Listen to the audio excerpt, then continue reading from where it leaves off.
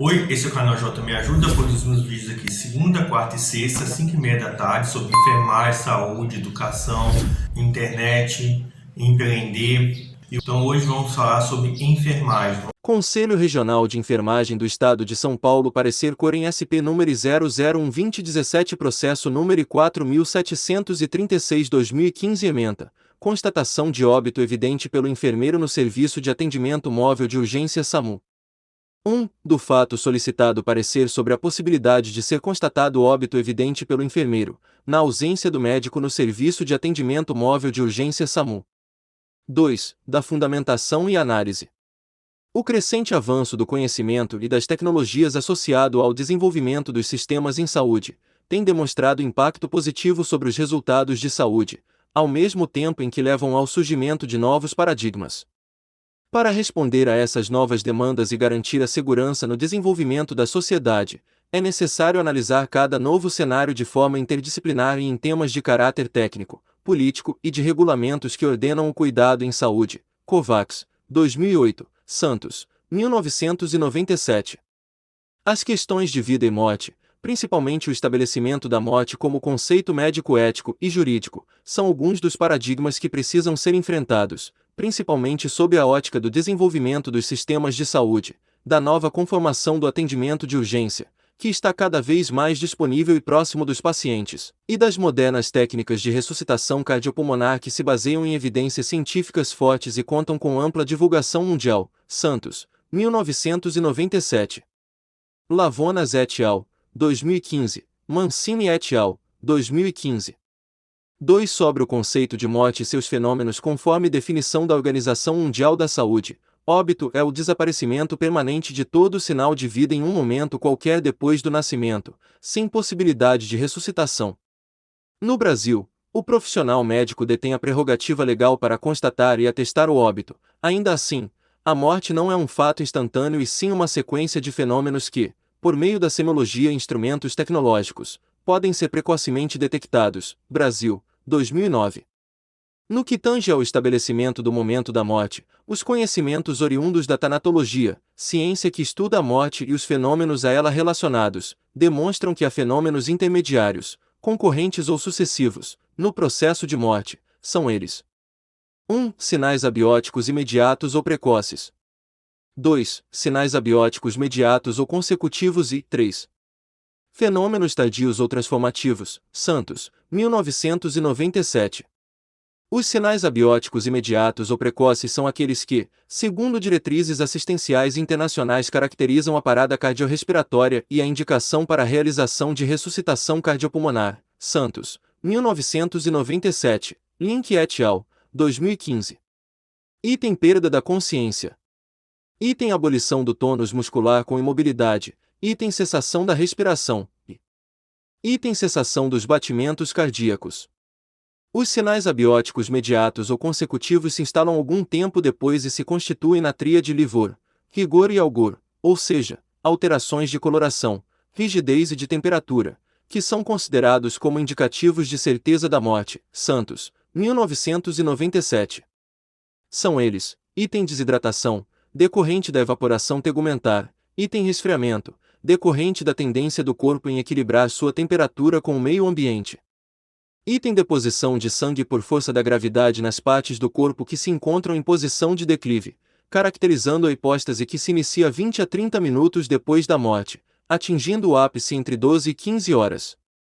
Item rigidez cadavérica ou rigor mortis decorrente de um fenômeno físico-químico que resulta em um estado de contratura muscular cujo tempo de instalação é variável, podendo aparecer a partir de no mínimo 30 minutos na seguinte ordem: músculos 3 mandibulares, do pescoço, do tórax, dos membros superiores, do abdômen e dos membros inferiores. Os fenômenos transformativos são alterações somáticas tardias, intensas e claramente incompatíveis com a vida, que podem ser de duas ordens: destrutivos, autólise, putrefação e maceração, e conservadores, mumificação, saponificação e calcificação. São, portanto, também sinais de certeza da realidade de morte. Santos, 1997. Sob a ótica que correlaciona a morte à presença de sinais, As diretrizes assistenciais publicadas pelo Ministério da Saúde para assistência pré-hospitalar definem morte óbvia ou evidente, Brasil, 2016, como Protocolos Especiais PE 27 Identificação de óbito por equipes do SAMU 192. Morte evidente ou morte óbvia são situações em que o corpo apresenta sinais que indiretamente asseguram a condição de morte encefálica, tais como rigidez cadavérica, rigor mortis, livores de hipóstase, livor mortis, decapitação, esmagamento de crânio com perda de massa encefálica e ausência de pulso central, carbonização, segmentação do tronco, ou sinais evidentes de decomposição. Item rigor mortis ou rigidez cadavérica. Geralmente inicia-se entre umas 6 horas após a morte, pelos músculos da mastigação e avança no sentido crânio-caudal. Item livor mortis ou livores de hipóstase. É a estase sanguínea pela ação da gravidade, depende da posição do corpo e geralmente inicia-se em 1 hora e 30 minutos a 2 horas, atingindo seu máximo entre 8 e 12 horas. Brasil, 2016, grifo nosso. Sobre as diretrizes técnico-assistenciais frente à morte óbvia ou evidente, o reconhecimento dos sinais e ou fenômenos que ocorrem no processo de morte pode auxiliar na tomada de decisão sobre a constatação da morte ou a realização de procedimentos de ressuscitação por parte de profissionais que atuam no sistema de atendimento de urgência e emergência. Santos, 1997, Lavonas et al., 2015, Mancini et al., 2015. Sobre esse tema, a American Heart Association, AHA, afirma que, embora em regra geral a diretriz assistencial internacional para uma vítima em parada cardiorrespiratória seja a realização de ressuscitação cardiopulmonar, há situações que se caracterizam como critérios de não realização do procedimento, como por exemplo, situações onde a parada cardiorrespiratória associada à presença de sinais óbvios de morte irreversível como rigor, livor, decapitação, transecção do tronco e decomposição.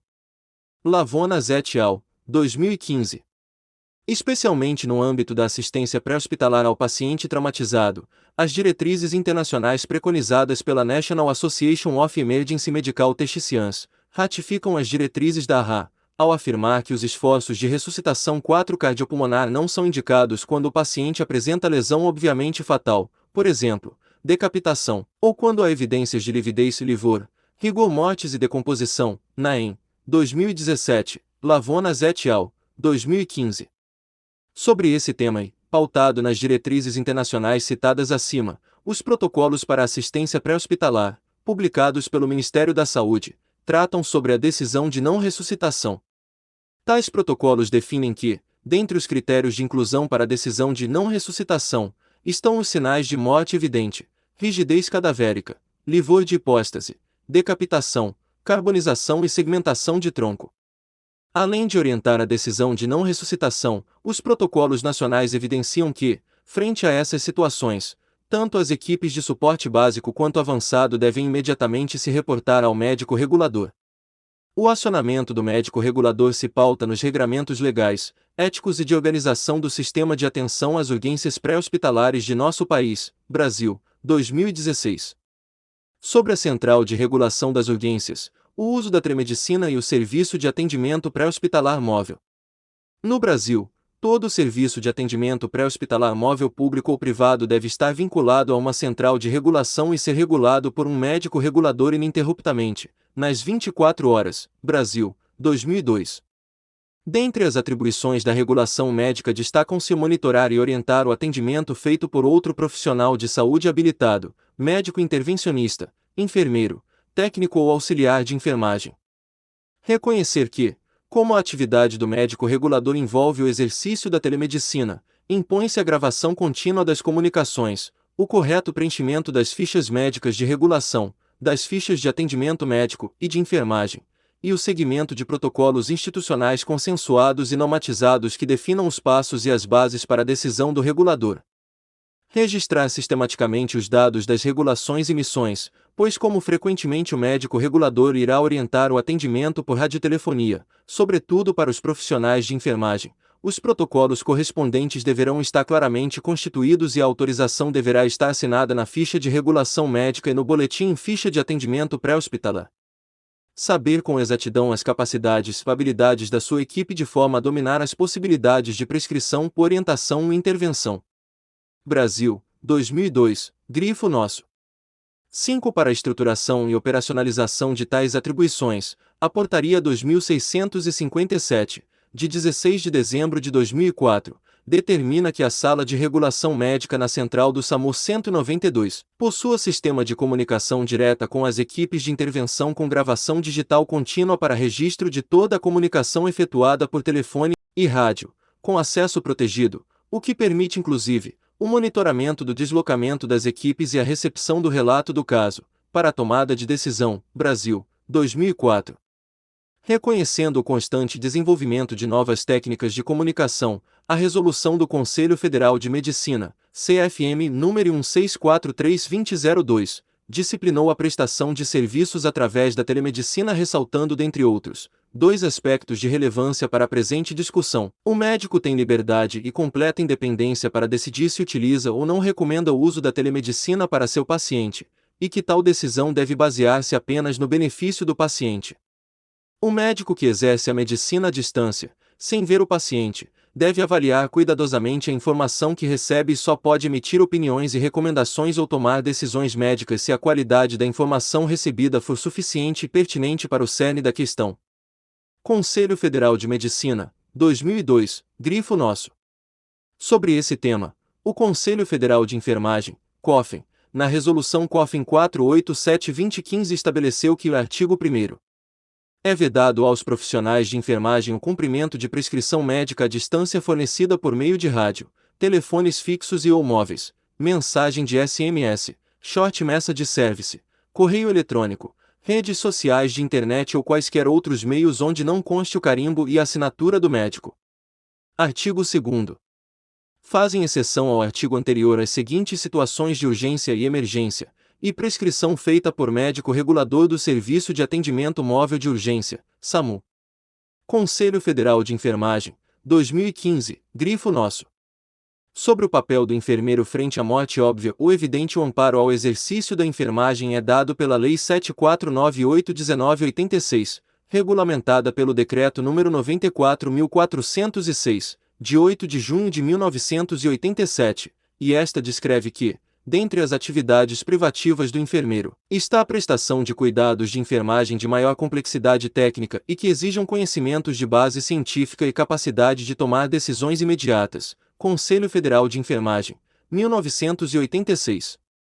O instrumento orientador 6 deste cuidado é o processo de enfermagem, que encontra na sistematização da assistência as ferramentas necessárias para um cuidado seguro em qualquer cenário de aplicação. Conselho Federal de Enfermagem, 2009. No ambiente pré-hospitalar, compreende-se que o exame físico realizado pelo enfermeiro é a ferramenta integrante da sistematização da assistência que permitirá a identificação dos sinais de morte óbvia ou evidente, seja a partir da busca sistematizada de dados objetivos com a aplicação das técnicas propedêuticas indicadas, inspeção, percussão, ausculta e ou palpação, ou por aplicação de instrumentos adicionais próprios disponíveis. Assim, a partir da identificação dos sinais, o enfermeiro deve realizar descrição detalhada de tais achados ao médico regulador. 3. Conclusão. Face ao exposto, cabe ao profissional enfermeiro a identificação de sinais de morte óbvia ou evidente, detectados a partir da realização do exame físico, e a descrição destes sinais ao médico regulador, de forma rigorosamente detalhada, utilizando-se para isso de rádio ou telefonia gravada. A partir das informações recebidas, o médico regulador fará uso de suas prerrogativas na tomada de decisão sobre os procedimentos e ou a constatação do óbito. Ressalte-se a responsabilidade do enfermeiro quanto ao registro na ficha de todos os achados do exame físico de forma meticulosa, bem como da identificação do médico regulador, nome CRM, e as decisões pactuadas com este profissional sobre procedimentos e orientações para a equipe e familiares, se houver. Considerando que, para além de ordenar o funcionamento da assistência pré-hospitalar ofertada pelo SAMU, o modelo pré-hospitalar instituído ordena as atividades dos serviços privados que atuam na área. O presente parecer se aplica aos serviços públicos e privados de APH e seus profissionais. É o parecer.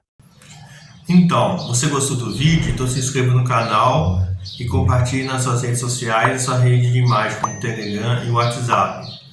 E aqui na descrição a gente tem vídeos relacionados, também temos playlist sobre educação, saúde, enfermagem, internet e empreender. Aqui na descrição também temos produtos gratuitos sobre e-book, curso e outros produtos digitais. Aqui embaixo temos o link também para você ser afiliado de 4 e-books. Cada e-book tem 7 bônus, oferecendo 40% de comissão. Fornecemos também material de divulgação como imagem, texto e vídeos. Então te aguardo aqui na descrição e até o próximo vídeo. E então se inscreva no canal, clique no sininho